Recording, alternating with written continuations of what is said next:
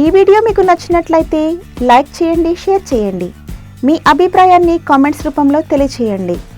మరిన్ని వీడియోల కోసం మా ఛానల్ని సబ్స్క్రైబ్ చేయండి. నోటిఫికేషన్స్ కోసం బెల్ ఐకాన్ని క్లిక్ చేయండి.